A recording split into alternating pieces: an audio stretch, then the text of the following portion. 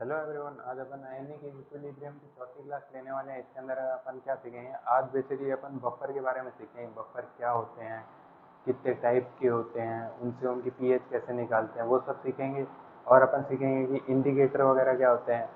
वो होता है ना फिनोक्सेटिन वगैरह, मिथाइल ऑरेंज वगैरह, ये सब क्या होते हैं और इनके कितने टाइप हैं, कैसे कैसे बनते हैं, इन सब के बारे में सीखेंगे। बेसिकली ये टॉपिक अपन सीखेंगे। बफर सॉल्यूशन के बारे में सीखेंगे और फिर पीएच के बारे में, फिर buffer range, effective buffer range क्या होती है, बफर कैपेसिटी, इंडिकेटर, और लास्ट के अंदर equivalence point versus and point के बारे में एक छोटा सा डिफरेंस सीखेंगे अगली क्लास के लिए बेस बनाने के लिए। ठीक है, तो शुरू करते हैं।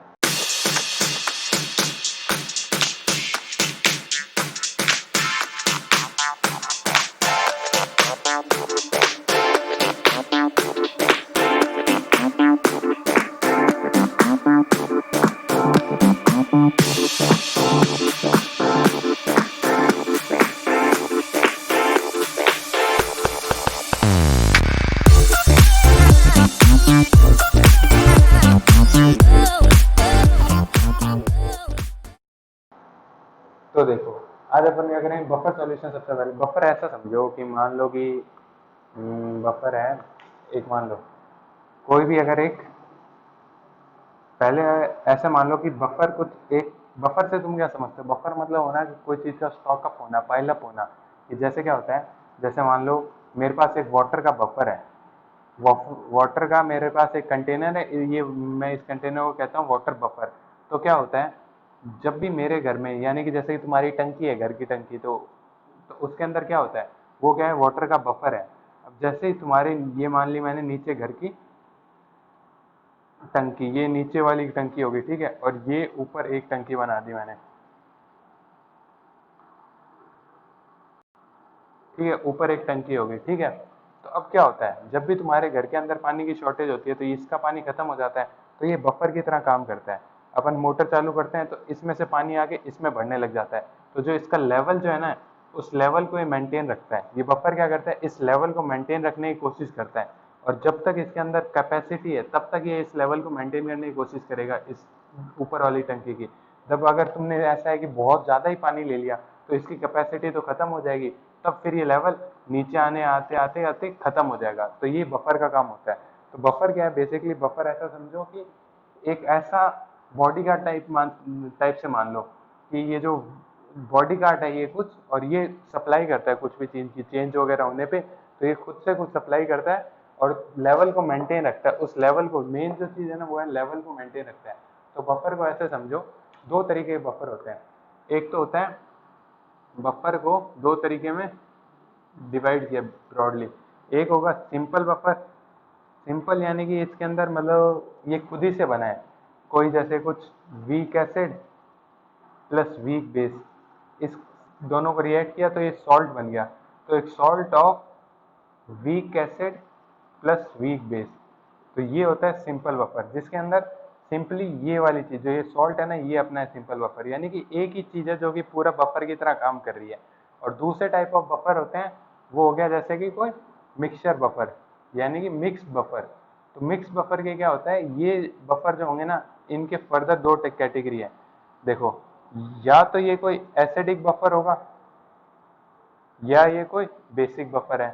तो देखो एसिडिक या बेसिक कैसे, अगर मान लो ये बफर है, ये बफर बन मिलके बना है weak acid plus salt of weak acid plus strong base. तो ये दो चीजों से मिलके बना, तो इसे कहते हैं एसिडिक बफर। और इसे कहते हैं basic buffer, weak base plus salt of weak base. जो ये वीक बेस है ना, वही वीक बेस, उसका सॉल्ट प्लस कोई भी एक स्ट्रॉन्ग एसिड के साथ। एग्जाम्पल ये बताता हूँ, देखो अब ये क्या है, मिक्स के अंदर ये एसिडिक बफर का एग्जाम्पल देखो।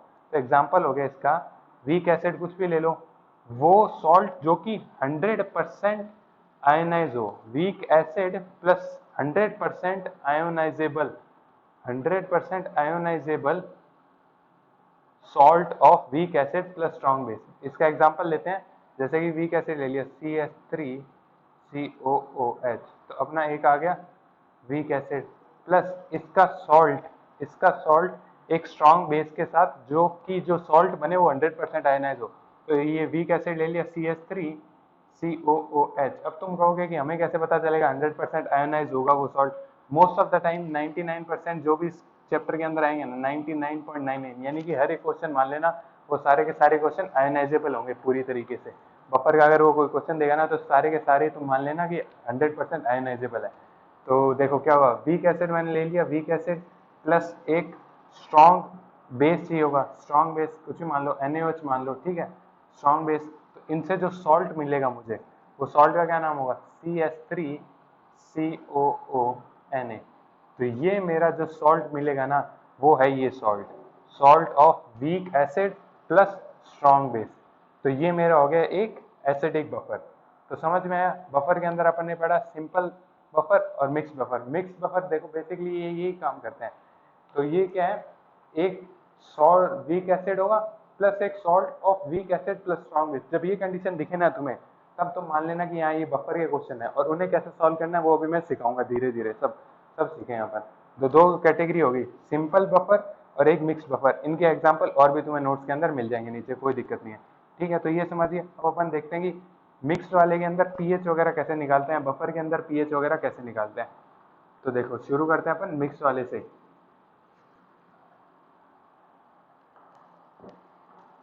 तो पहला point, pH calculation of acidic buffer. Acidic buffer कह दो या mixed buffer, mixed acidic buffer कह दो। तो एसिडिक बफर का पीएच कैलकुलेशन कैसा होगा? तो एसिडिक बफर क्या होता है? एसिडिक बफर होता है weak acid plus salt of strong base. तो salt of strong base, SSB कर देते हैं, salt OSB, salt of strong base, ठीक है। तो अब देखो, या फिर SSB कर लो या फिर कुछ भी, SSB कर लो, ज़्यादा सिंपल रहेगा। Weak acid plus SSB, salt of strong base. तो देखो स्ट्रॉन्ग बेस, देखो अब देखो calculation of pH of acidic buffer कर रहे हैं। तो एसिडिक बफर क्या होता है? Weak acid plus salt of weak acid plus strong base. तो salt of WA, weak acid plus strong base का जो सॉल्ट होगा वही वीक एसिड लेना है जो यहाँ पे है, उसी का साथ एक स्ट्रॉन्ग बेस की रिएक्शन करा के जो सॉल्ट बनेगा वही सॉल्ट लेना है। और ये 100% आयोनाइजेबल वो लिखने की जरूरत नहीं है, सारे ही होंगे इसके अंदर, यहाँ पे मतलब इस चैप्टर के अंदर जब भी बफर के आएंगे। तो अब देखो क्या करेंगे, अब देखो अब अपन इसे सॉल्व करके देखते हैं। तो सबसे पहले वीक एसिड को लिखते हैं, CH3COOH टूटेगा CH3COO minus plus H plus. पूरे चैप्टर के अंदर अपना गेम है कि बस भैया ये वाला जो H प्लस है ना, इसकी कॉन्सेंट्रेशन मिल जाए ना तो अपना पीएच आ जाए। और पूरे चैप्टर के अंदर गेम ही इस पूरे पीएच का है। पीएच कैसे निकालते हैं, कैसे करते हैं, सब पीएच के, बाकी सब तो इररिलेवेंट है, मतलब बाकी सब सिर्फ इसको निकालने में मदद करते हैं। इररिलेवेंट तो नहीं कह सकते, इसको निकालने में मदद करते हैं, पर मेन अपना ऑब्जेक्टिव है ना वो H प्लस की कॉन्सेंट्रेशन निकालना। तो देखो अपन क्या करेंगे, H प्लस की कॉन्सेंट्रेशन, सिंपल सा तरीका, इसकी कुछ इनिशियली C1 कॉन्सेंट्रेशन अपन को दे रखी थी, इनिशियली ये 0 0, इसकी क्या होगी C1 माइनस C1 अल्फा कुछ इक्विलिब्रियम पे, ठीक है। और ये क्या हो जाएगा, ये हो जाएगा C1 अल्फा, और ये क्या हो जाएगा C1 अल्फा। अब दूसरी रिएक्शन जो काम आएगी वो है एक सॉल्ट ऑफ, अब देखो ठीक है, ये सिंपल सी रिएक्शन है, ठीक है। अपन को H प्लस की कॉन्सेंट्रेशन निकालनी है, अपन को पीएच निकालना है, तो इसकी कॉन्सेंट्रेशन पे अपना मेन एम रहेगा।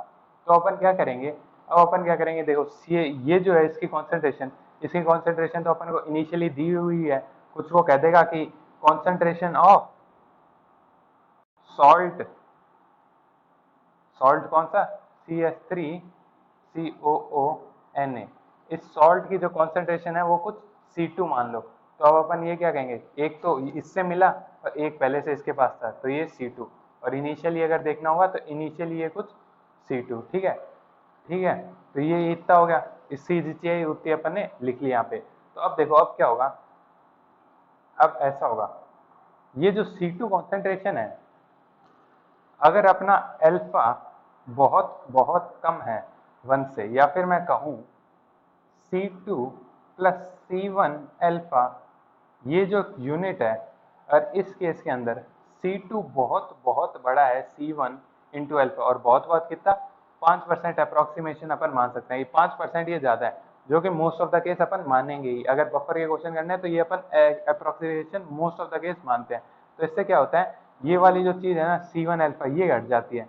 तो यहाँ से भी ये जो C1 अल्फा है ना, ये वाली चीज़ हट जाएगी। अगर ये अप्रोक्सीमेशन ना माने तो क्वाड्रेटिक सॉल्व कर लेना, कोई दिक्कत नहीं है। वैसे अगर क्वेश्चन आएंगे तो अपन वैसे भी कर लेंगे। ये वाली चीज़ चेक कर लेना, अगर C2 5% मतलब C1 इंटू अल्फा 5% से ज़्यादा है तब अप्रोक्सीमेशन मत मानना, और अगर 5% से कम है तब ये अप्रोक्सीमेशन मान लेना, और इसकी जो कॉन्सेंट्रेशन होगी उसे डायरेक्ट C2 लिख देना, ठीक है। तो अब अपन क्या करेंगे, अब अपने लिए देखो, इसका कुछ Ka दिया होगा, एसिड है, एसिड का एसिड कांस्टेंट दे रखा है, आयनाइजेशन कांस्टेंट। तो अपन क्या करेंगे, वही सिंपल सा तरीका, Ka is equals to concentration of H plus into concentration of CH3 COO minus over concentration of CH3 COOH। अब देखो, अब क्या होगा, ये चीज तो होती है K is equal to this होती है। अपन ने क्या मान रखा है, अपन ने मान रखा है कि जो अल्फा है ना वो बहुत बहुत कम है, वन से बहुत बहुत कम है, यानी कि 5% से कम है। तो ये देखो, अब इसके बाद अपन क्या करते जाएंगे, इसकी जो ये वैल्यू है C1 minus C1 into alpha, तो ये वैल्यू क्या हो जाएगी एक्चुअली, C1 कॉमन लिया 1 माइनस अल्फा, तो अपन ने अल्फा को ऑलरेडी कम माना है, तो ये क्या होगा C1 ऑलरेडी ऐसा आ जाएगा। तो हम अभी सोच रहे हो कि यहाँ पे भी अप्रोक्सीमेशन, यहाँ पे भी एग्जाम के अंदर कैसे करेंगे, एग्जाम के अंदर तुम्हें एक मेन फॉर्मूला याद रखना है, वो मैं बता दूंगा। तो वो देखो, अब ये क्या हुआ, ये ऐसे हो गया। अब मैं इसे थोड़ा सा सिंप्लीफाई कर लेता हूँ, तो ये कुछ हो जाएगा कॉन्सेंट्रेशन ऑफ H प्लस, उस तरफ रखी मैंने कॉन्सेंट्रेशन, बाकी हर चीज़ को मैं इस तरफ ले आया, और इसे ऐसे लिख सकते हैं CH3COOH की कॉन्सेंट्रेशन इंटू Ka, और ये नीचे आ गया कॉन्सेंट्रेशन ऑफ CH3COO माइनस, ठीक है। अब मैंने क्या कहा, मेरे को कॉन्सेंट्रेशन ऑफ H प्लस नहीं चाहिए, मेरे को चाहिए पीएच। पीएच क्या होता है, minus log concentration of H plus, ये होता है पीएच। तो मैंने क्या कहा, ये लेना है मेरे को, तो मैंने यहाँ पे लिखा इसका लॉग लो और -1 लगा दूंगा, तो taking log both the sides. तो मैंने क्या कहा, ये हो गया लॉग दिस, और इस पूरे का log this is equals to log पूरे का लॉग, और माइनस यहाँ पे लगाओ और माइनस यहाँ लगाओ। तो ये क्या बन गया, ये बन गया पीएच, ये तो बन गया पीएच, और ये क्या हो गया इज इक्वल्स टू माइनस बाहर लॉग मल्टीप्लाई के अंदर ऐड कर सकते हैं। तो लॉग, ये देखो ये क्या हो रहा है, इस के को मैंने मल्टीप्लाई को थोड़ा सा आगे ले लिया, तो ये क्या किया मैंने यहाँ पे इनटू के ए, ठीक है, मैंने बस इसे बाहर कर दिया, यानी कि दिस ओवर दिस को मैंने एक अलग वैल्यू कर दी और इसे अलग कर दिया। तो ये क्या हो जाएगा, log CH3COOH concentration of this over concentration of CH3COO minus plus log Ka, ठीक है। और ये माइनस था, यहाँ पे माइनस आ जाएगा, माइनस लॉग Ka क्या हो गया, ये हो गया Pka, तो ये हो गया प्लस Pka, और ये मेरा बन गया दिस। अब इसे अगर मैं थोड़ा सा सिंप्लीफाई करूं, सिंप्लीफाई है वैसे तो, ये देखो, तो pH की अपनी वैल्यू क्या आ गई, pH is equals to Pka minus log concentration of acid over salt, concentration of salt over acid. तो इसे मैं कह सकता हूं directly concentration of acid over salt, ठीक है। तो अब ये मैं माइनस को भी प्लस कर देता हूं, तो मैं इस माइनस को इससे मल्टीप्लाई कर दिया, तो ये ताकि मेरा सब कुछ प्लस के अंदर आ जाए, तो ये आ गया सॉल्ट ओवर एसिड। ये है मेन फॉर्मूला जो तुम्हारे काम आएगा, pH is equals to pKa plus log concentration of salt over acid. ये फॉर्मूला तुम्हारे पूरे टाइम काम आएगा, जब भी तुम बफर वगैरह क्वेश्चन करोगे ना तो सारे इस फॉर्मूला से करोगे। इसे थोड़ा सा मैं साइड में लिख देता हूँ, और अपन एक क्वेश्चन करके देखेंगे तो काम आएगा ये फॉर्मूला। हर चीज़ अगर एक क्वेश्चन से कर लेते हैं ना तो फिर वो चीज़ याद रहती है लंबे टाइम तक। और अब आपसे अपन एक और नई चीज़ शुरू करेंगे, अब अपन हर चैप्टर खत्म होने के बाद क्विक क्वेश्चंस करेंगे उसके, जो अच्छे अच्छे लेवल के क्वेश्चन है ना, तो एक स्पेशल वीडियो बना के, जिसको अगर कभी भी क्विक रिवीजन वगैरह करना है तो सेपरेट वीडियो बना के उसके अंदर क्विक क्वेश्चन कर दिया करेंगे। तो देखो ये फॉर्मूला है, फॉर्मूला मैं थोड़ा ऊपर लिख देता हूँ। P H is equals to P K A plus log concentration of salt over concentration of acid। ठीक है, ये आ गया समझ में। अब अपन इससे एक क्वेश्चन करके देखते हैं। तो क्वेश्चन है, एग्जांपल लिखो, साथ साथ में लिखना कॉपी पेन के, तुम भी लिखना है क्वेश्चन, मतलब सॉल्व करना।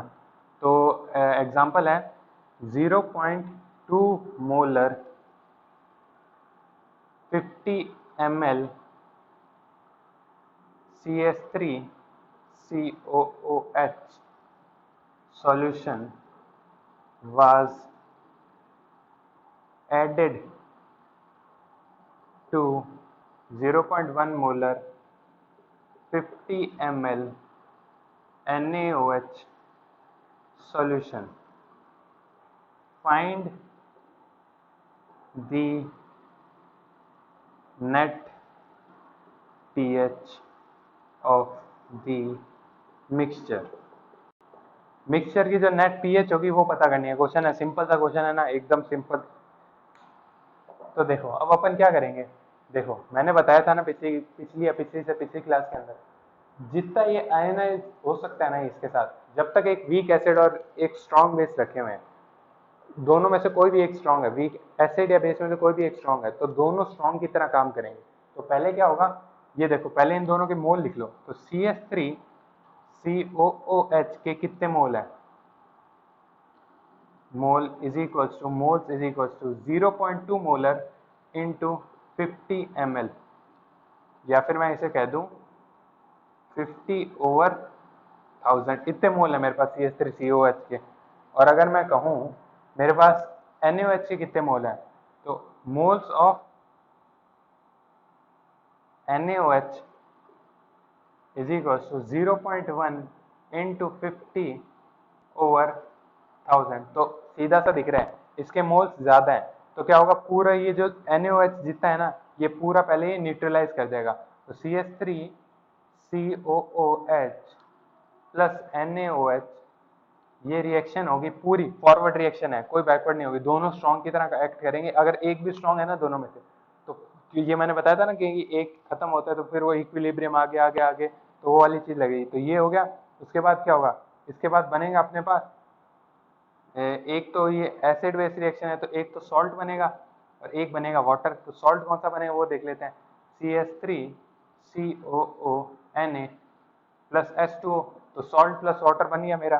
तो अब देखो क्या हुआ, ये जो सॉल्ट बना, ये सॉल्ट क्या तुम्हें इसका कॉन्जुगेट लग रहा है क्या, इस एसिड का? तो यानी कि कुछ बफर वाली सी कंडीशन है भैया। देखो क्यों, अब बफर कैसे बना ये देखो। फाइनल मिक्सचर के अंदर अगर अपने पास एक एसिड प्लस उसका कॉन्जुगेट सॉल्ट मिल जाए, या फिर एक सॉल्ट मिल जाए जिसके अंदर उसका एसिड प्लस स्ट्रॉन्ग बेस से मिलके बना हुआ हो कोई सॉल्ट हो, वो मिल जाए, तो अपने ये कंडीशन तो बफर की कंडीशन है ना। फिर अपन सिंपली वो बफर का फॉर्मूला, ये वाला फॉर्मूला यूज कर सकते हैं उस केस के अंदर। तो अपन ने क्या कहा, पहले से थोड़ा गौर से देखा, तो ये कितने मोल दिए हुए हैं, तो ये 0.2 इंटू दिस, और इसके मोल कितने हैं, इसे कुछ x मोल मानते हो तो ये कितने 2x मोल है ना। तो ये कितने हैं 2x, इनिशियली ये x, ये 0 रिएक्शन जब कंप्लीट हो जाएगी तब क्या होगा, इसके कुछ x बच जाएंगे, इसके 0 और इसके कुछ x मोल बच गए। तो समझ में आते हैं, इसके कुछ x मोल बच गए और इसके कुछ x मोल है। ये मेरा हो गया एसिड और ये मेरा हो गया सॉल्ट, जो कि एसिड प्लस उससे मिलके बना है। तो समझ में आती है बात, एसिड और ये दोनों। तो अब मैं क्या फॉर्मूला, ये फॉर्मूला लगाऊंगा, pH is equal to pKa plus log concentration of acid concentration of salt की concentration कुछ x मान ली, x मोल है, और लीटर कुछ L लीटर मान लिया, टोटल सोल्यूशन है। L अपना कितना हो जाएगा, इसके कितने हैं 50 और इसके कितने हैं 50 इंटू 50 100 ml।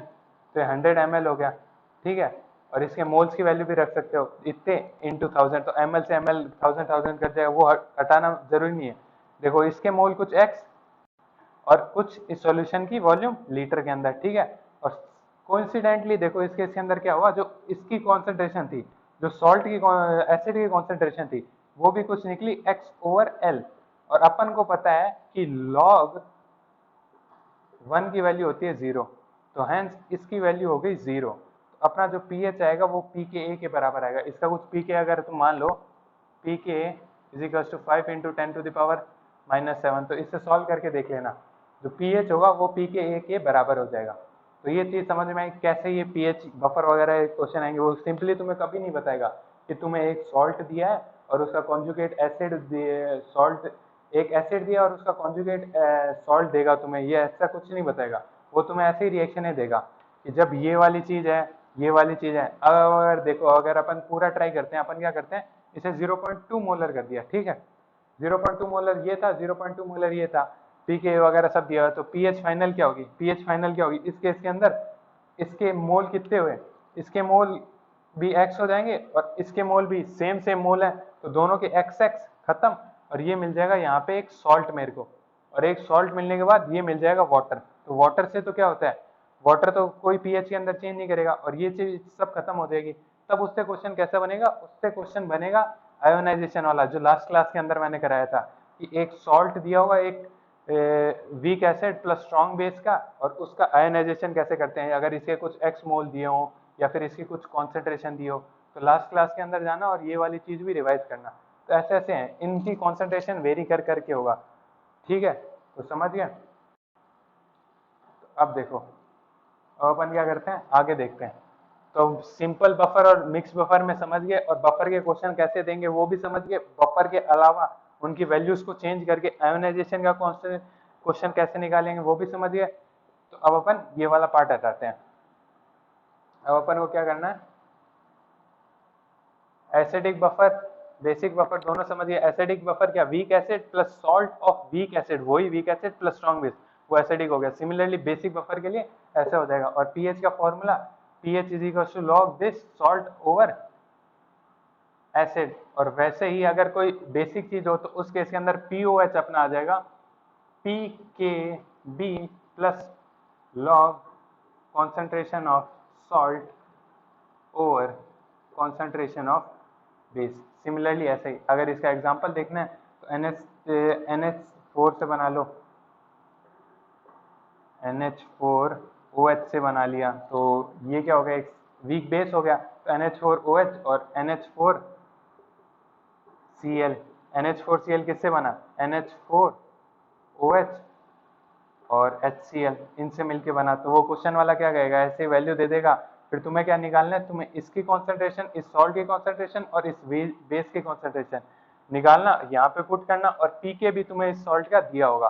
तो इससे बेसिक बफर के क्वेश्चन हो जाएंगे, ठीक है। तो उसके बाद अपन क्या करते हैं, उसके बाद इंडिकेटर्स वगैरह सीखते हैं, इंडिकेटर होते क्या हैं, कैसे काम करते हैं। और अगर बफर है ना, नहीं इंडिकेटर नहीं, अभी अपन क्या सीखते हैं इसके बाद। देखो पीएच हो गया, पीएच कैलकुलेशन कर लिया। इफेक्टिव रेंज क्या होती है बफर की, देखो बफर की बेसिकली तुम जब नोट्स के गो थ्रू करोगे ना, नोट्स से देखोगे, तो तुम्हें बहुत सारी चीजें भी मिलेंगी जो मैं अभी बता रहा हूँ ना, मैं बहुत जिस्ट में बता रहा हूँ, मतलब कि बहुत जरूरी चीजें बता रहा हूँ, जिनसे कि पेपर वगैरह के लिए कितनी जरूरी है। अगर तुम नोट्स के गो थ्रू करोगे ना, तो तुम्हें एक्स्ट्रा चीजें और पता चलेंगी, और थोड़ा क्लियर होगा, या फिर और थोड़ा तुम्हारा मतलब वो हो जाएगा, कंफ्यूजन बढ़ जाएगी। मैं थोड़ा सिंप्लीफाई करके चीजें बताता हूँ। तो देखो, अब ये देखो क्या है, इफेक्टिव बफर रेंज क्या होती है और बफर कैपेसिटी क्या होती है। इफेक्टिव बफर रेंज मतलब कोई भी बफर किस रेंज के अंदर काम करता है, कहाँ से कहाँ तक काम करता है। तो ये इफेक्टिव बफर रेंज होती है ना, ये मतलब ऐसे रफली कैलकुलेट करके मानी गई है। ये कुछ होती है पीके। अगर कोई मेरा एसिड है, तो एसिड के लिए अभी फॉर्मूला पता है ना क्या, पीओएच वगैरह, तो उसका कुछ पीके होगा। तो पीके +1 से लेके पीके -1, ये इसकी इफेक्टिव बफर रेंज कहलाती है, इफेक्टिव बफर रेंज। तो इस रेंज के अंदर बफर सही से काम करता है। कि ये बफर देखो अब काम कैसे करेगा वो थोड़ा सा बता देता हूँ, और थोड़ा क्या बफर कैसे बफर। तो देखो क्या होता क्या है, अब अगर मैंने एक week acid plus salt of weak acid plus strong base, ये वाली चीज से मैंने एक बफर बना लिया मेरा। तो अब ये बफर करेगा क्या, क्यों जरूरी है बफर, क्यों बफर? तो बफर देखो क्या होता है, बफर का मेन एप्लीकेशन ये होता है कि जैसे अपने कोई दवाई वगैरह जो बनाते हैं ना, उनके अंदर बफर बहुत ज्यादा काम आता है। तो वो बफर क्या करता है कि हल्का फुल्का अगर चेंज इन पीएच होता है ना किसी मीडियम के अंदर, और मैंने मान लो ये दवाई ली, इसके अंदर मैंने ये weak acid plus strong of salt of weak acid plus strong base मैंने इस दवाई के अंदर मिला के थोड़े से हिस्से के अंदर डाल के दिया, तो मैंने वो दवाई ली। तो जब वो पेट के अंदर जाएगी ना, तो दवाई को कुछ सर्टेन पीएच पे काम करना है, मान लो कि कुछ पीएच अराउंड 2.5 के आसपास काम करना है उसे, या फिर 2 पे काम करना है। और जो अपना अंदर पेट का एसिड है वो कुछ 1 के आसपास होता है उसका पीएच, पेट के अंदर ऐसे HCl होता है उसकी वजह से। तो ये जो कंपोनेंट मैंने ये जो एक्स्ट्रा चीजें डाली है ना ये दवाई के अंदर, ये दवाई है इसके अंदर, यहाँ पे इस कंपार्टमेंट के अंदर जो मैंने बफर डाला है ना, वो क्या करेगा, इस दवाई के सराउंडिंग के अंदर है ना पूरे पीएच को 2 के अराउंड मेंटेन रखने की कोशिश करेगा, जब तक हो सकेगा उससे 2 के अराउंड मेंटेन रखने की कोशिश करेगा। एक्चुअली इतना मेजर डिफरेंस होता नहीं है, अगर अच्छा बफर बनाओगे तब हो जाएगा। अगर मान लो मेरा पीएच कुछ दवाई मेरी काम करनी चाहिए, पीएच आइडियली मेरी दवाई काम करनी चाहिए कुछ 1.2 पे, और मेरा पीएच है कुछ 1, इससे भी वैसे डाटा कम होता है, पर अगर अच्छे बफर बनाए तो क्या होता है, तो ये इसको चाहिए 1.2। और जबकि मेरे अगर पेट का एसिड 1 है, या फिर ये कभी कईयों के अंदर 1.3 हो सकता है, ये वेरी कर रहा है ना, कभी किसी ने पानी पहले पी लिया, पानी बाद में पी लिया, तो उससे पेट का थोड़ा सा हल्का फुल्का पीएच में अंतर आएगा। तो उस हल्के फुल्के अंतर को ना आए तो ये दवाई क्या करती है, ये अपना बफर लेके चलती है। तो अपनी सराउंडिंग जो होती है ना, इस सराउंडिंग के अंदर ये अपना पीएच है ना 1.2 मेंटेन रख के चलती है, ये दवाई का ये वाला जो बफर हिस्सा है, तो ये 1.2 के, और दवाई अपनी 100% काम कर सकती है। तो ये बफर का काम होता है। किसी ने जो भी अगर अलग अलग बॉडी के अंदर हल्का हल्का पीएच का जो चेंज है ना, उसको हल्के हल्के को नेग्लेक्ट करके उस एक जो पर्टिकुलर पीएच इस पे सेट किया कि 1.2 के लिए इसको मैंने बनाया। जैसे कि अगर मैं इस फॉर्मूला का यूज करूं, pH is equal to pKa plus log concentration of salt over acid। अब देखो pKa किसी भी वीक एसिड के लिए CH3COOH के लिए या कोई भी वीक एसिड है, उनका pKa जो होगा वो कांस्टेंट होगा, ठीक है। और जो उसका सॉल्ट है और उसके सॉल्ट और एसिड का जो रेशियो है, ये भी मैं अपने हिसाब से कर सकता हूँ। तो जो ये होगा ना, ये पूरा पीएच होगा इस मिक्सचर का, तो ये उसी के अराउंड होगा। मैं उसे सेट करूंगा कि ये 1.2 के अराउंड ही रहे। तो अगर मेरे को कोई आइडियली बफर बनाना है ना, तो मैं क्या करूंगा, सॉल्ट और एसिड की कॉन्सेंट्रेशन एग्जैक्ट उसी के 1 लूंगा, सॉल्ट की कॉन्सेंट्रेशन और एसिड की कॉन्सेंट्रेशन 1 लूंगा, ये मेरा आइडियली बफर है। क्योंकि इसके अंदर मेरे को मैक्सिमम वेरिएशन का मौका मिलता है कि अगर कोई लेफ्ट साइड में भी है, यानी कि पीएच 1 है या 1 से थोड़ा और कम है, तो वो भी मैं आसानी से 1.2 ला सकता हूँ, और 1 से आगे वगैरह कुछ भी है तो उससे भी मैं पीछे ला सकता हूँ। तो ये तो हो गया आइडियल केस। लेकिन अगर मेरे को 1.2 लाना है, तो मैं सॉल्ट और इसके रेशियो को चेंज करके कुछ ऐसा बना दूंगा कि इस पूरे की जो मेरे बफर की पीएच है ना, वो 1.2 आ जाए। तो उससे क्या होगा कि ये जो होगा ना एनवायरमेंट या एनवेलप जो होगा, ये मेरा 1.2 पे रहेगा, और मेरी दवाई सही से रिलीज वगैरह होगी, जो भी उससे काम करने वो सब सही से होगा। तो ये पीएच का काम होता है, मतलब बफर का काम होता है, ठीक है। तो ये समझिए। और इफेक्टिव रेंज ऑफ बफर क्या है, इफेक्टिव रेंज यही होती है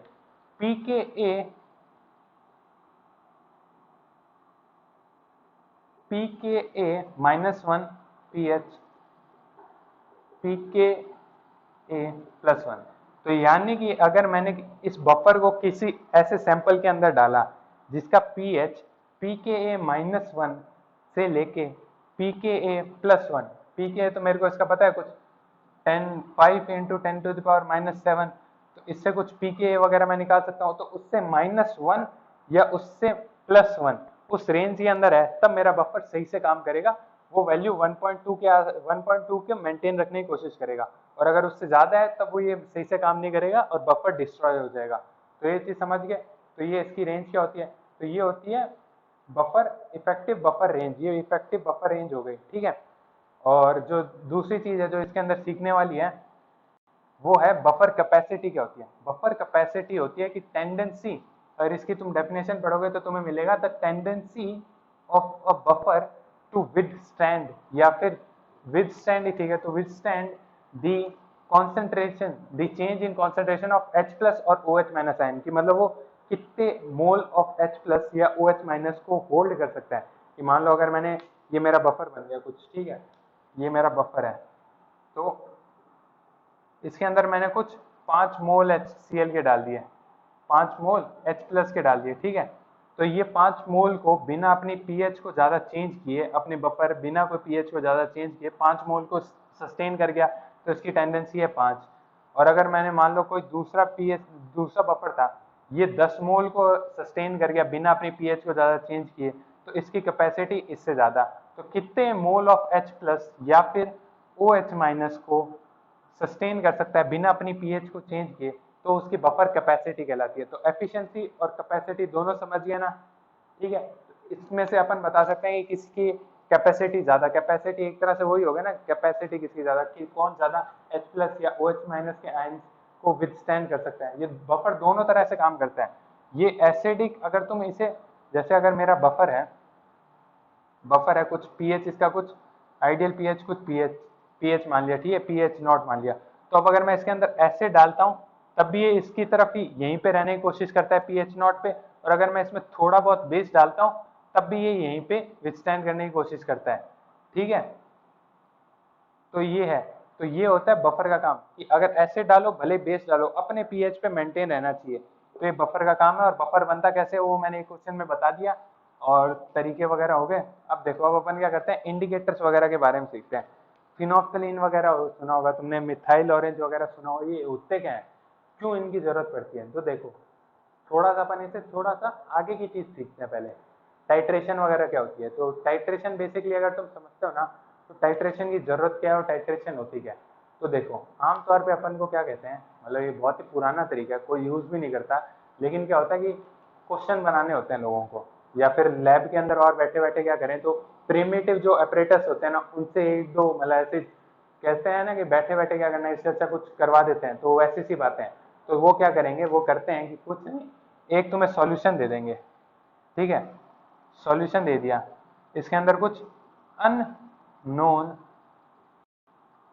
एसिड डाल देंगे, ठीक है, अननोन एसिड की कॉन्सेंट्रेशन होगी, और तुमसे पूछेंगे कि भैया एसिड की कॉन्सेंट्रेशन पता कराओ। तो एसिड की कॉन्सेंट्रेशन पता करने के लिए अपन क्या करेंगे, अपन इसकी टाइट्रेशन करवाएंगे। टाइट्रेशन से, टाइट्रेशन कैसे करवाएंगे, अब ये कुछ एसिड है, तो अब अपन इसके अंदर कुछ नोन अमाउंट ऑफ बेस डाल दिया। सही से टाइट्रेशन अगली क्लास के अंदर सीखेंगे, अभी मैं जल्दी जल्दी बता रहा हूँ। कुछ नोन अमाउंट ऑफ बेस डाल दिया, मान लिया कि इसके अंदर कुछ 50 मोल 50 मोल एसिड के थे, ठीक है, या 50 मोल H प्लस के थे, और ये अपना एसिड HCl था, तो यानी कि 50 मोल ही HCl के थे इनिशियली। वो पानी के अंदर डाले, सारे मोल घुल गए, तो 50 मोल H प्लस के मिल गए, ठीक है, माना, ये माना, ठीक है। ये अपन को पता नहीं है, एग्जामिनर को पता था, उसने 50 मोल HCl के डाले थे 1 लीटर सॉल्यूशन के अंदर, ठीक है। अपन को, अपने लिए तो ये अनजान था, अपन ने क्या किया, ड्रॉप बाय ड्रॉप डालते गए इसके अंदर बेस। जब अपने बेस डालेंगे तो एक्चुअली क्या कर रहे हैं अपन, drop by drop moles of base डाल रहे हैं। तो जब अपन ने 50 मोल बेस के डाल दिए, तब क्या होगा, ये जो होगा पूरा पीएच कैसे चेंज होगा, पीएच देखो पहले एसिडिक होगा, फिर धीरे धीरे पीएच एसिडिक होगा, और धीरे धीरे बेसिक की तरफ जाने लगेगा। अगर ये वैल्यू कुछ 1 मान ले और यहाँ पे कुछ 14 वगैरह मान ले, तो ऐसे जाने लगेगा, ठीक है, ऐसे कुछ बढ़ना चाहिए। तो ये क्या होगा, इसी चीज को अपन वेरीफाई करते हैं इनसे, इंडिकेटर से। इंडिकेटर्स क्या होते हैं, ये स्पेसिफिक रेंज के अंदर काम करते हैं। तो ये क्या करते हैं कि जैसे अगर मैं थोड़ा सा एग्जांपल से लेके करें, तो अगर अपन ने फिनोफ्थलीन, बहुत से लोगों ने सुना होगा, तो फिनोफ्थलीन क्या करती है, ये ऐसे टेस्ट वगैरह करने के काम आती है। तो अब अपन ने क्या किया, पहले सोल्यूशन का पीएच कैसा है, एसिडिक है, ठीक है, पीएच इनिशियली ये अपना है एसिडिक। अपन बेस डालते गए डालते गए डालते गए डालते गए, एक पॉइंट आएगा जब न्यूट्रल आ जाएगा, उसके बाद क्या होगा, उसके बाद भी अगर तुमने बेस डालता रहा तो ये पूरा सॉल्यूशन बेसिक बन जाएगा। तो उस केस के अंदर क्या होगा, जो फिनोफ्थलीन होती है ना, फिनोफ्थलीन क्या होता है, फिनोफ्थलीन के अंदर क्या होता है, अगर उसकी पीएच 8.3 से, मैंने इस सॉल्यूशन के अंदर कुछ फिनोफ्थलीन डाल रखी थी, ये फिनोफ्थलीन डिस्पर्स होके हुई है, ठीक है, फिनोफ्थलीन की कुछ है, ठीक है। तो अगर ये महसूस करते हैं कि अगर 8.3 से कम है ना इनकी इस सॉल्यूशन की पीएच, तो ये कलरलेस रहते हैं। तो 8.3 से इधर तो ये हो गए कलरलेस। और जैसे ही सॉल्यूशन की पीएच 10 से ज्यादा निकल गई ना, तो ये पिंक कलर शो कर देता है फिनोक्सिलिन। अभी बताऊंगा कैसे शो करता है और कैसे कलरलेस रहता है। तो एक पिंक कलर शो कर देता है। तो इससे क्या होता है, जैसे ही सॉल्यूशन बेसिक होने लगा तो फिनोक्सिलिन ने अपना कलर पिंक शो कर दिया। तो यही लोगों ने चीज देखी कि ये ऐसी चीजें हैं जो अलग अलग पीएच पे अलग अलग कलर शो करती है। तो इससे मैं रिएक्शन बता सकता हूँ कि कब मेरा सॉल्यूशन एसिडिक था, कब बेसिक हो गया। बेसिक हो गया मतलब मेरे मोल्स ऑफ बेस ज्यादा बढ़ गए। इस तरह से टाइट्रेशन वगैरह करने के काम आते हैं। तो अब अपन सीखते हैं कि इंडिकेटर होते क्या हैं। तो देखो, इंडिकेटर कुछ नहीं होते। Indicator are just weak acid या वीक बेस होते हैं। ये वीक एसिड या वीक बेस होते हैं। पहली बात, ये वीक एसिड या वीक बेस होते हैं। दूसरी बात, ये अपनी आयोनाइज्ड एंड अनआयोनाइज्ड फॉर्म के अंदर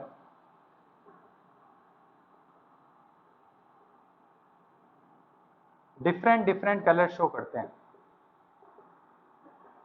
कलर शो करते हैं। जैसे कि अगर फिनोक्सिलिन था तो वो अनआयोनाइज्ड के अंदर कलरलेस रहता है और आयोनाइज्ड के अंदर वो पिंक हो जाता है। अब वो अपन देखते हैं कि कैसे आयोनाइज्ड और अनआयोनाइज्ड के अंदर क्या होता है। दो पॉइंट समझे। ये जो होते हैं इंडिकेटर्स, ये होते हैं वीक एसिड या वीक बेस, जो कि अनआयोनाइज्ड और आयोनाइज्ड फॉर्म के अंदर अलग अलग कलर शो करते हैं। ठीक है, तो इतनी चीज समझे। अब अपन क्या करते हैं, अब अपन इसको थोड़ा सा और बारीकी से समझते हैं। तो अब देखो, अपना कुछ इंडिकेटर है, वीक एसिड होंगे या फिर वीक बेस होंगे। तो फिनोक्सिलिन, तो कुछ लोगों ने देखा होगा कि फिनोक्सिलिन को HPH भी लिखते हैं। HPH क्यों? क्योंकि ये है एक वीक एसिड होता है। तो HPH, ये अगर जैसे पीएच चेंज होगा तो ये कुछ आयनाइज और अनआयनाइज हो जाएगा। ये कुछ HPH minus plus H plus, इस फॉर्म को अपन कहते हैं अनआयनाइज फॉर्म या UI, और इस फॉर्म को कहते हैं आयनाइज फॉर्म। यानी कि तुम ऐसे समझो कि ये जो था, कई कई ये होते हैं ना, कलर क्यों शो करते हैं कुछ कंपाउंड, क्योंकि उनके अंदर इलेक्ट्रॉन चार्ज डेंसिटी वगैरह, होमो ल्यूमो ट्रांजिशन, उन सब चीजों से। तो वैसा सही सीन है इसके अंदर। ऐसा मान लो कि यहाँ पे पूरे जो इलेक्ट्रॉन है ना वो सही से पैक है और यहाँ पे एक इलेक्ट्रॉन अपना फ्री है। तो ये मूव कर करके ट्रांजिशन स्टेट्स के अंदर मूव कर करके लाइट एनर्जी एमिट करता है। तो उससे उसका कलर कुछ पिंक शो करता है। और यहाँ पे टाइटली पैक है अनआयनाइज्ड फॉर्म के अंदर, तो यहाँ पे कोई कलर शो नहीं कर रहा। तो यही चीज होती है। अगर वो आयनाइज हो गया अपना HPS, तो ये कलर शो करेगा। यानी कि ये फॉर्म अगर सॉल्यूशन के अंदर ज्यादा मात्रा में है तो ये कलर शो करेगा, और अगर ये फॉर्म ज्यादा मात्रा में है तो ये कलर शो नहीं करेगा। तो अब देखो क्या होता है। होता ऐसा है कि मान लो अगर मैंने इस चीज को किसी बेसिक मीडियम के अंदर डाल दिया, ठीक है, बेसिक मीडियम के अंदर डाल दिया, तो क्या होगा। दो ही चीजें हैं। अभी मैंने बताया फिनोक्सिलिन 8.3 से लेके 10 के बीच में दिखाती है, और इससे अगर इधर इधर है तो वो कलरलेस होगा, इससे अगर आगे है तो वो पिंक हो जाएगा। तो अब मैं ये बता रहा हूँ ये पिंक कैसे होगा और क्यों होगा। तो अगर मान लो कुछ अच्छा खासा बेसिक है, यानी कि 10 से कुछ ज्यादा की रेंज है, तब क्या होगा, ये जो H प्लस की कॉन्सेंट्रेशन है वो खत्म होती जाएगी। और मैंने ये बताया था कि इक्विलिब्रियम कैसे शिफ्ट होगा। ये वाली जो चीज है, ये वाली चीज मेरी धीरे धीरे खत्म होती गई, ठीक है, यहाँ से खत्म होती गई। तो ये जो इक्विलिब्रियम है ये आगे की तरफ शिफ्ट होगा, तो यहाँ से और चीजें बनेगी और बनेगी। तो हेंस जो मेरी ये जो इसकी कॉन्सेंट्रेशन है, ये जो कॉन्सेंट्रेशन है और ये जो कॉन्सेंट्रेशन है, ये कॉन्सेंट्रेशन अब अगर मैंने यहाँ से हटाता गया तो ये कॉन्सेंट्रेशन क्या कहेगी, इक्विलिब्रियम को आगे शिफ्ट करो भैया। तो ये क्या होगा, इसकी कॉन्सेंट्रेशन कुछ कम होती जाएगी और इसकी कॉन्सेंट्रेशन कुछ एक्स्ट्रा होती जाएगी, ठीक है। तो वैसे ही जैसे जैसे ये बेसिक और बेसिक जाता जाएगा वैसे वैसे इसकी कॉन्सेंट्रेशन और बनती जाएगी और ये और कम होता जाएगा। तो सॉल्यूशन के अंदर जो इसका कलर होगा ना वो प्रोडोमिनेंटली ज्यादा दिखेगा। तो यही केस होता है कि 8.3 10 के आगे ये ज्यादा, ये वाली आयनाइज्ड फॉर्म ज्यादा स्टेबल होती है, क्योंकि ये उतनी ज्यादा फॉर्म हो चुकी होती है और इसकी जो फॉर्म, जो इसकी जो कॉन्सेंट्रेशन है वो बहुत कम होती है। तो अब देखो ये कॉन्सेप्ट समझ गए कि कैसे ये आयनाइज 10 पॉइंट के आगे ये आयनाइज फॉर्म कैसे अनआयनाइज फॉर्म। अब अपन क्या करते हैं, लास्ट चीज कर लेते हैं इंडिकेटर के अंदर, वो है कि एग्जाम के अंदर कैसे करना है। तो एग्जाम के अंदर कैसे करना है, पूरा कॉन्सेप्ट से समझा दिया। कॉन्सेप्ट से समझ जाते हैं ना तो यार मतलब ऐसा लगता है कि कुछ पढ़े, वरना सिर्फ फॉर्मूले रटना अच्छी बात नहीं है। तो देखो, और कहीं जगह पे मैं भी कहता हूँ कि सिर्फ फॉर्मूले रट लो, वो इसलिए ताकि तुम्हारा टाइम बचे, ठीक है। तो देखो, जहाँ तक मुझसे होता है मैं वहाँ तक एक्सप्लेन करने की कोशिश करता हूँ। ये चीज़ें समझ गए? अगर बहुत ज़्यादा हो गया तो थोड़ा आराम कर लो, वापस रिवाइंड करके पूरा वापस चेक कर लो मैंने क्या कहा, क्या कैसे कहा, और अब मैं फाइनली बता रहा हूँ पेपर के अंदर कैसे करना है। तो अनआयनाइज्ड फॉर्म से शुरू करते हैं। UI कुछ ionised form plus H plus, weak acid की बात कर रहे हैं, ठीक है। कुछ वीक एसिड रहा होगा इनिशियली, कुछ अनआयनाइज्ड, फिर आयनाइज्ड प्लस दिस। और अगर इसे समझना ही है तो CH3, ये एक्चुअली इंडिकेटर होता नहीं है, फिनोक्सिलिन होती है, फिनोक्सिलिन ले लेते हैं। HPH, हर वीक एसिड इंडिकेटर नहीं होता, जैसा कि मैंने उसके लिए बताया। कंडीशन जरूरी क्या है? पहली कंडीशन, वो एक वीक एसिड या वीक बेस होना चाहिए। दूसरी कंडीशन, उसकी दोनों आयनाइज्ड स्टेट और अनआयनाइज्ड स्टेट का कलर अलग अलग होना चाहिए। उसके अंदर सिर्फ सेम कलर होता है, इसलिए उसे अपन मानते नहीं है।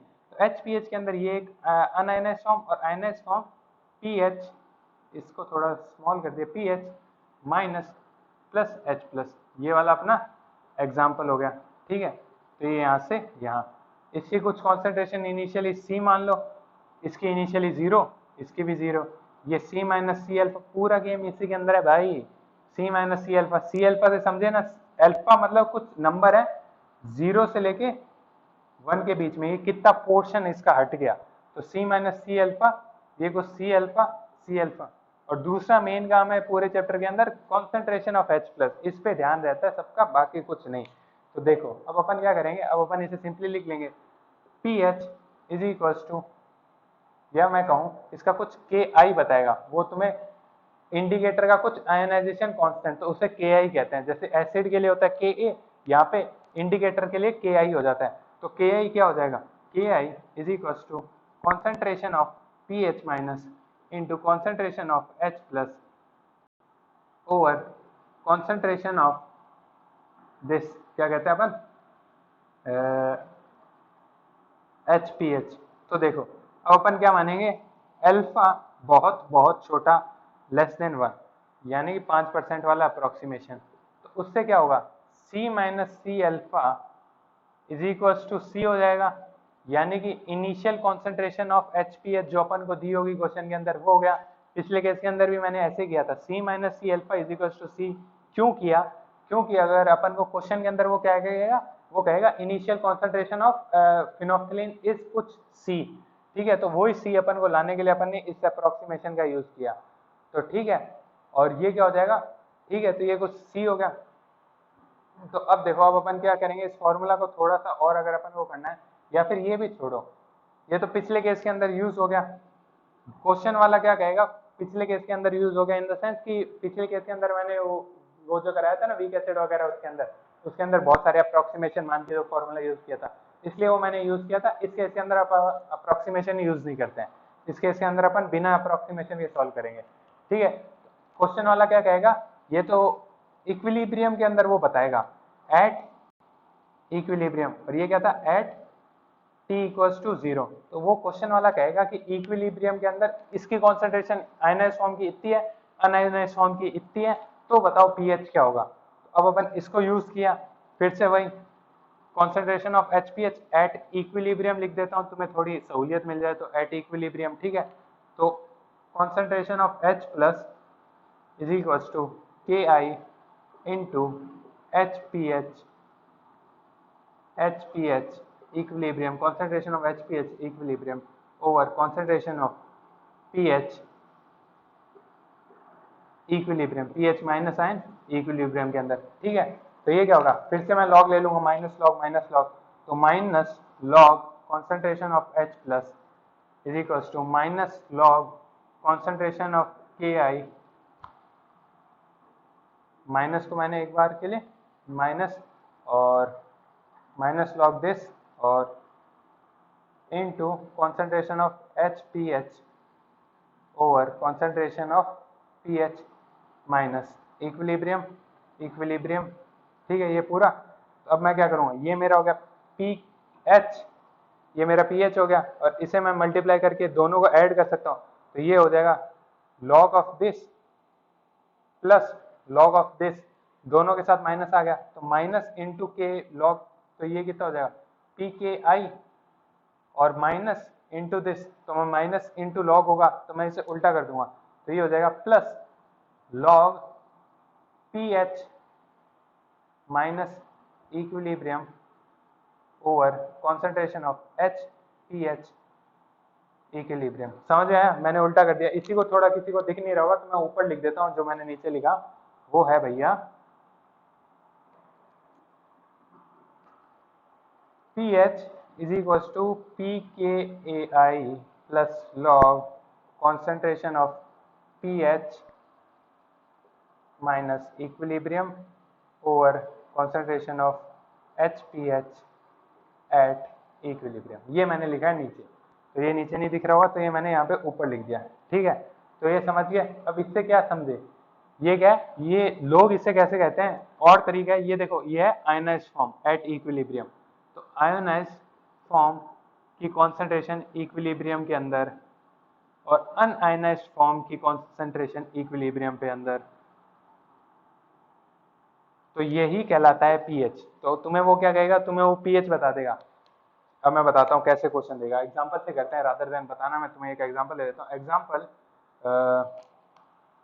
let the concentration, let the pH of solution be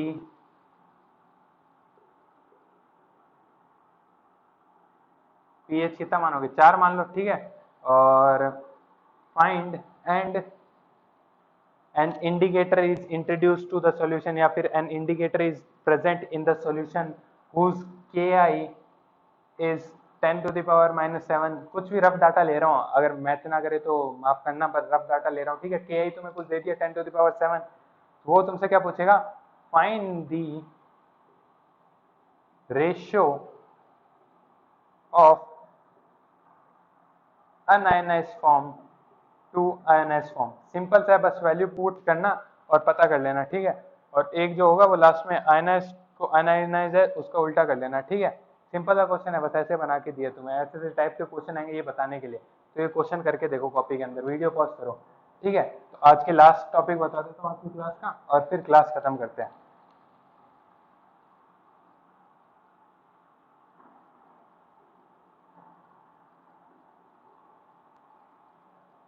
तो देखो आज की क्लास का लास्ट टॉपिक है, उसका नाम मतलब हल्का सा टॉपिक है। कल की क्लास शुरू करने के लिए मैं थोड़ा सा बेसिक क्लियर कर रहा हूँ। वैसे तो मैंने बेस यहाँ पे थोड़ा बना ही दिया था, टाइट्रेशन वगैरह कैसे करते हैं, क्या होती है, क्यों करते हैं। तो टाइट्रेशन के अंदर दो टर्म आती है, इक्विवेलेंट पॉइंट या इक्विवेलेंस पॉइंट,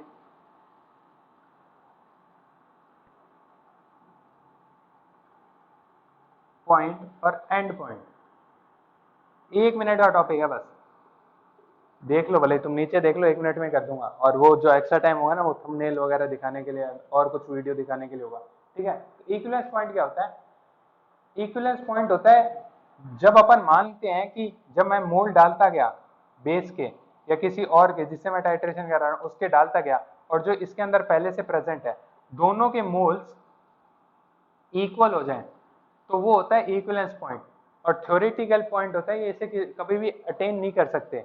और जो एंड पॉइंट होता है ना, वो होता है जब मैंने डालता गया और जो मेरी फिनोक्सिलिन थी ना वो कलरलेस से पिंक हो गई, यानी कि मेरा जो एक्स्ट्रा आगे बढ़ गया, तो उसमें क्या हुआ, वहां पे मैंने वो पॉइंट देख के पूरी टाइट्रेशन को रोक दिया, तो वो कहलाता है एंड पॉइंट। अब बाकी अपन कल की क्लास के अंदर सीखेंगे क्या होता है सही से, ये तो ऐसे बस ऐसे, ठीक है। तो बस आज की क्लास इतनी है।